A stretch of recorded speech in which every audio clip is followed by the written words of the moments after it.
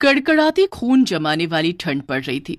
जंगल की झाड़ियों से घिरा हुआ डाक बंगला काफी दिन में जितना सुंदर दिखता था, उतना ही इस रात के कोहरे में भयंकर नजर आ रहा था। डाक बंगला या यूं कह लीजिए सरकारी गेस्ट हाउस, जहां सरकारी कर्मचारी, नौकरशाह और मंत्री लोग रुक सकते हैं। उस रात मनमोहन अपनी बीवी अनु, बेटे रवि और बेटी जीविका के साथ वहां रुकने आया होता है। वो एक आम आदमी होता है, इसलिए भुगतान भरकर वो वहां ठहरता है। अब कोई गेस्ट हाउस नजर ही नहीं आ रहा है मुझे, इसीलिए यहाँ आना पड़ा। माफ करना रवि बेटा। क्या पापा आप भी? ये डाक बंगला कितना खौफनाक नजर आ रहा है, इसमें हम अगले 2 दिन कैसे बिताएंगे? रवि बेटा, कॉलेज का लास्ट ईयर चल रहा है तुम्हारा, इतने बड़े हो गए हो फिर भी इतना डरते हो। अब हम भी क्या करें? अगले 2 दिनों तक इस गांव से बाहर मौसम खराब होने की आशंका है और साथ ही भूकंप आने की भी। अरे मेरे डरपोक भाई, तुम कब सुधरोगे? अरे उल्टा इस डाक बंगले की खूबसूरती को देखो ना, यहाँ की शांति में कितना सुकून है। उफ। चुप रहो जीविका। वो चारों अपने अपने कमरों में आराम करने चले जाते हैं। रवि और जीविका एक कमरे में सोते हैं और मनमोहन और अनु एक कमरे में। जब जीविका आराम कर रही होती है तभी अचानक से रवि को बाहर से किसी के हंसने की आवाज आती है।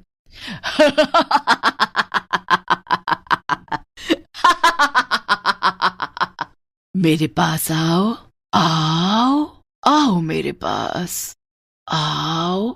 ये किसकी आवाज है? कौन है?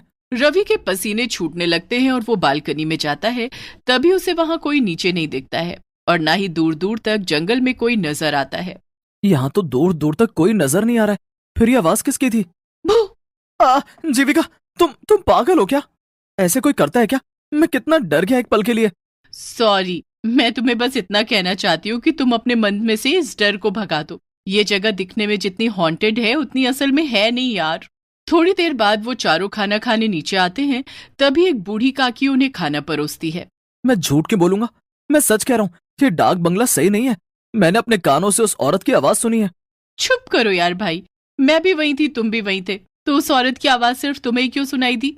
मेरे कानों में क्या हड़ताल हो गई थी? हाँ। शट अप जीविका। हाँ बेटा, इतना मत घबराओ। लेकिन पापा। रवि बेटा, जैसा तुम सोचोगे वैसा ही तुम्हें महसूस होगा। तुम बार बार उसी बारे में सोचोगे तो तुम्हें वही सब नजर आएगा, वही महसूस होगा बेटा।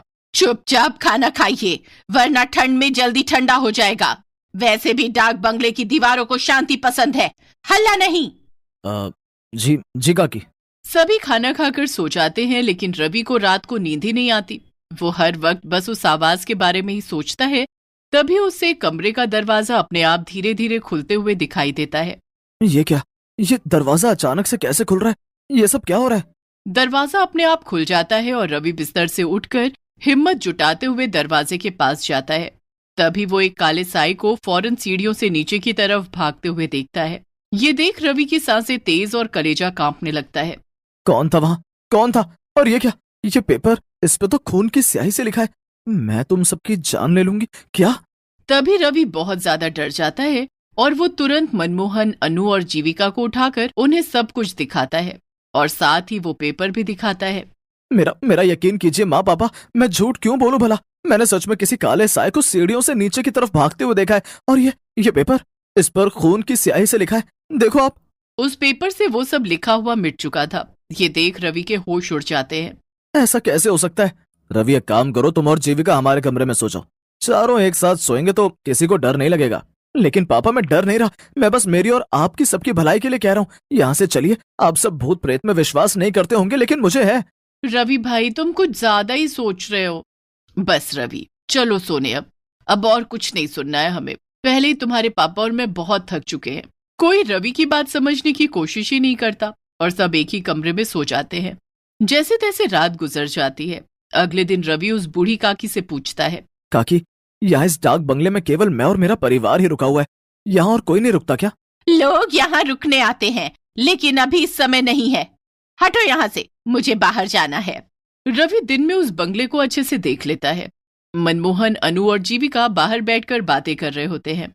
अरे रवि भाई, आओ हमारे साथ बैठ जाओ, वरना फिर कोई भूत आकर आपको परेशान कर लेगा।